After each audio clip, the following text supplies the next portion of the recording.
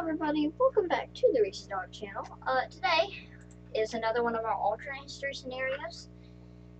And, today we're going to talk about the Russian Empire. Yay, woo, Russia. So, sorry, I'm just running, just earlier. So,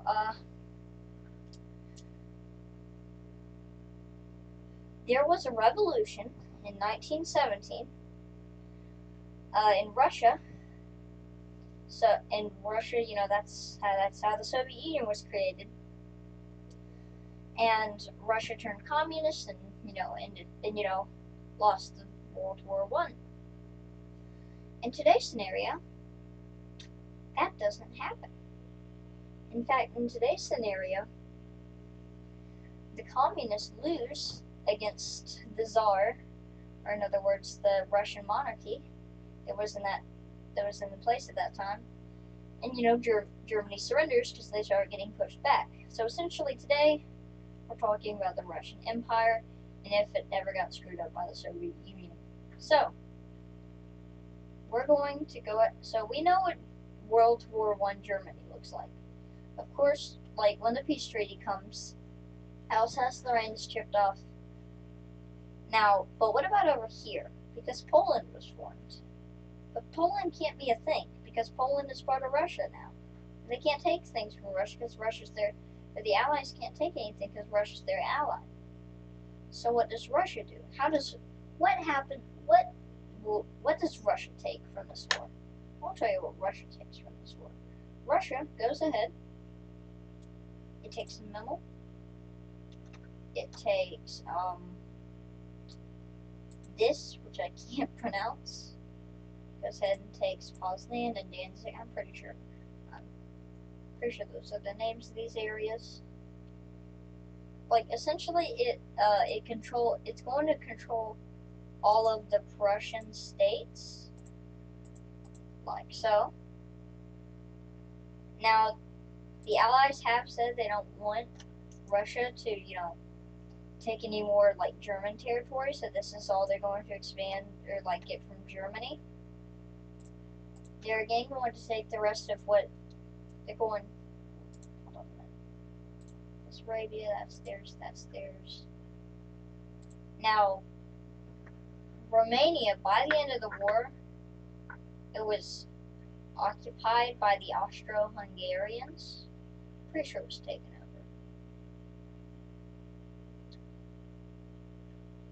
Pretty sure. Well, anyway, yeah. So Russia takes Slovakia, like so, and a little bit of I can't pronounce the Czech Republic, we'll just call it.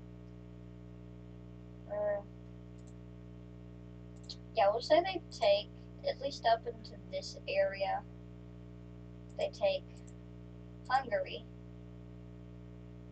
Transylvania.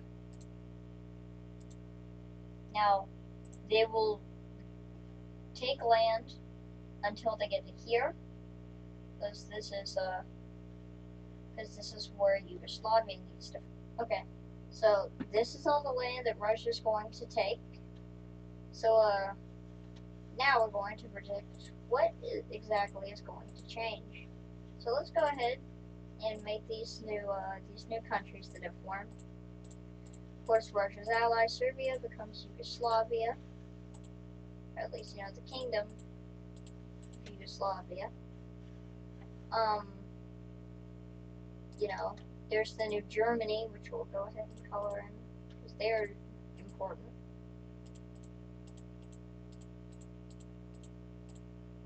So pretty much it looks very similar to modern day Germany because Russia has taken a lot. Now I know the Allies may have tried to stop Russia's expansion, but whatever. Now Austria, that's also going to be independent.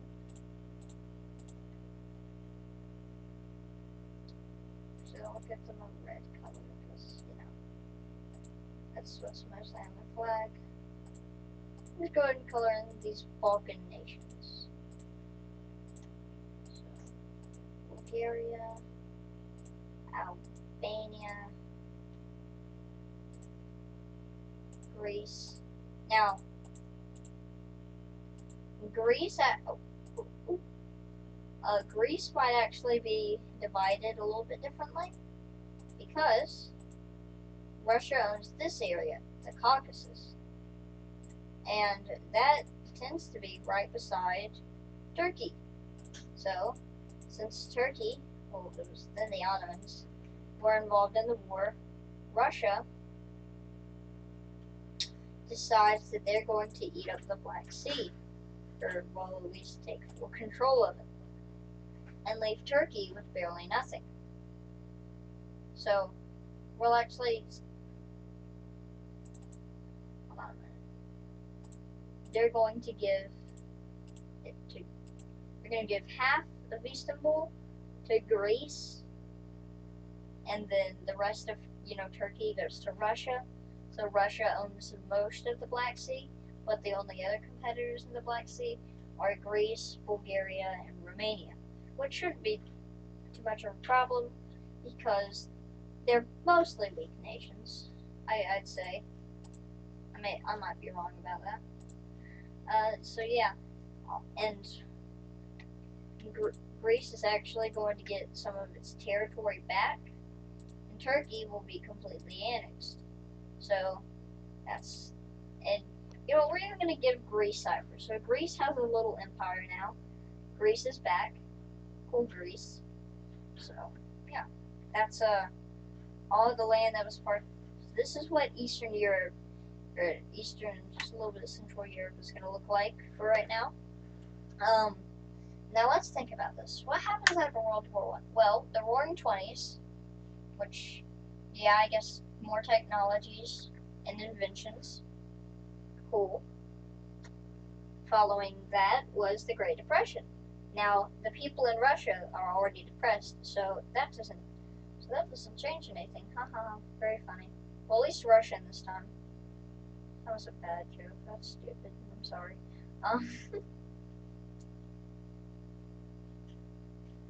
So you see now, for the Great Depression, yes, it would affect these countries, but not as, harshly. Well, no, the Great Depression still affects them the same. Now, I will say, what comes after the Great Depression? Well, that's World War II. And how would World War II work? Well, you see, Germany. I think that even if Germany still lost, a lot of its eastern territory, and lost, if Germany, even if it was still reduced to this, I still think, the Rhineland is demilitarized. And I think that Hitler would still come to power in Germany.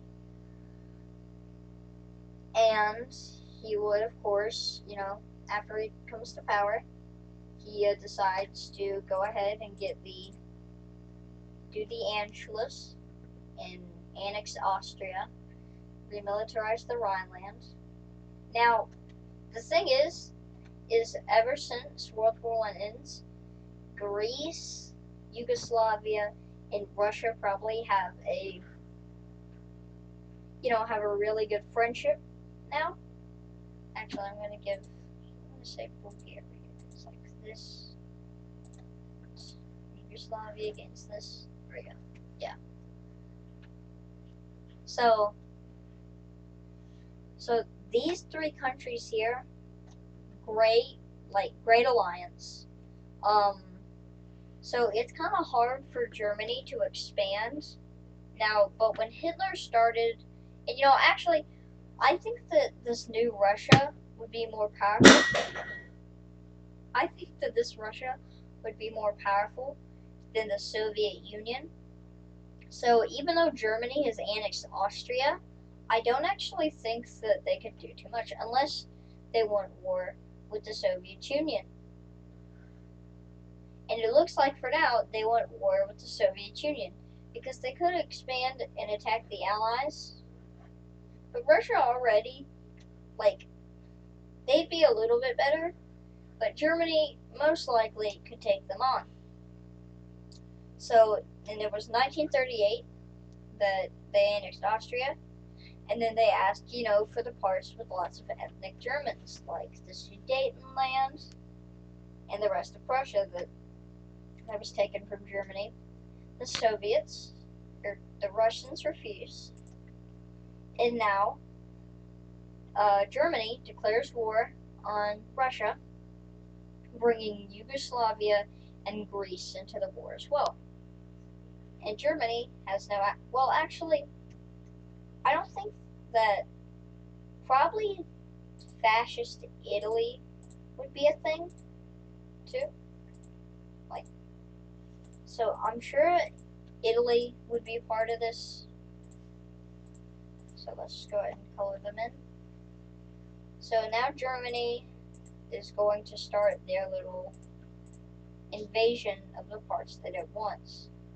So Germany, first of all, they're going to send out 2 armies. Actually, I need to adjust this. 2 armies to move down and take Prague, which they're pretty good at. Now, I don't know how to pronounce the capital of Slovenia, but Germany also is going to start going for that. And you know how I said Italy was involved? Italy's involved now. So Italy helps Germany, and then they're going to go on to take more key points. So, such as Dubrovnik, which is somewhere here in Dalmatia. I don't know. I'm pretty sure they've taken it by now. Zagreb, Sarajevo, which is around here.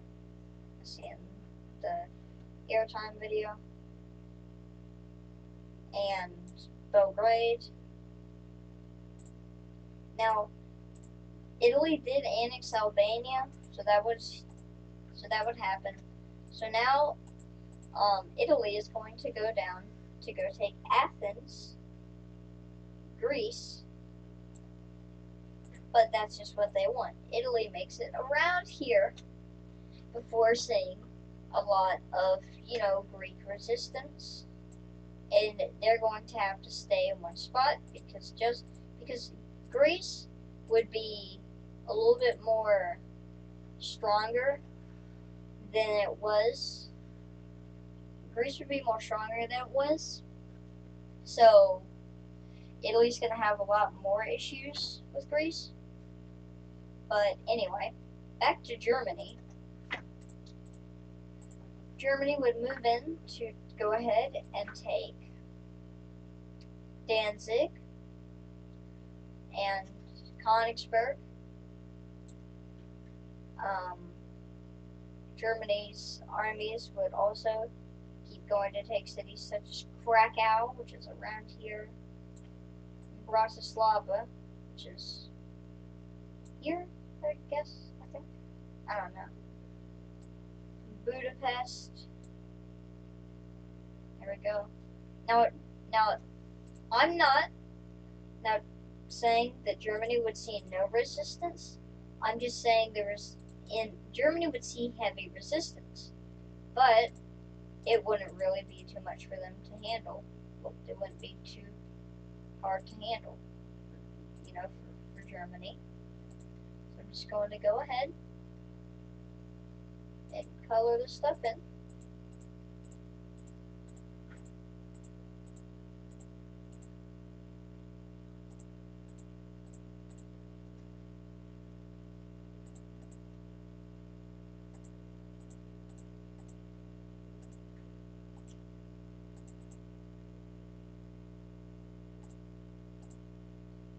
There we go. Now, I am going to say, since Germany is occupying Yugoslavia, Germany is going to,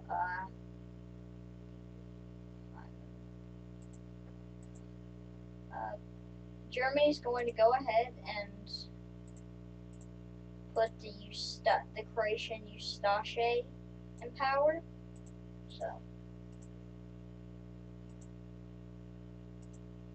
So there's the new Croatian puppet. state in Yugoslavia. You kind of get what the borders are supposed to look like. There we go. Yeah, so there's the new Ustasha that's put in place. But still, Germany manages to annex all of this territory. At least this would all be done before, well, at least like up until 1940.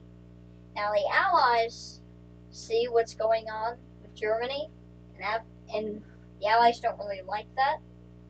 So Germany, we're not really focusing on the Allies, but we kind of know what happens. France doesn't do too well. France fought, not Switzerland, but Hitler did want to take over Switzerland.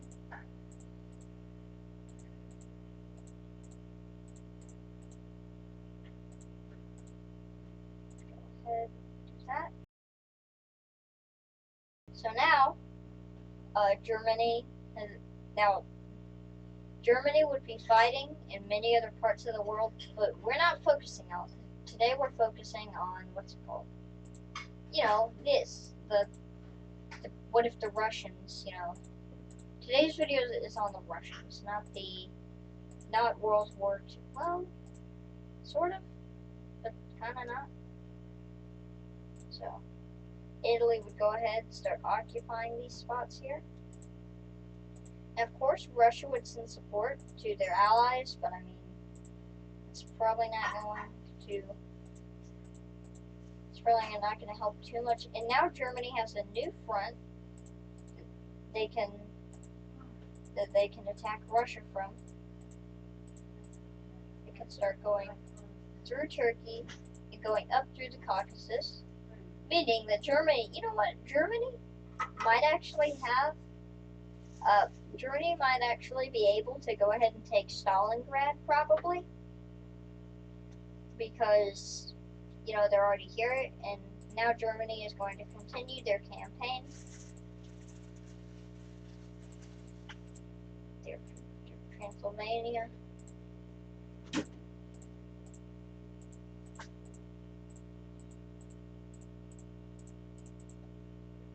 There we go. So Crimea is taken. So is Bessarabia. These areas here. Germany going to invade Russia. So yeah, great. It's kind of scary to think that this is how the map looks. I mean, Germany has taken over so much territory. They've connected their empire. They've taken over a lot of the Balkans. It's kind of worrying. Well, at least for the Allies in this. But essentially, I think that the same thing would happen like it did in World War II. Germany goes in, and it gets a little cold, gets a little chilly, and Germany has to retreat. But that's not today's episode's conclusion, because this video has gone on for a little bit. So I'm just going to end today's video here. Is a part 1. So thank you for watching today's episode. I hope you enjoyed. Have a great day.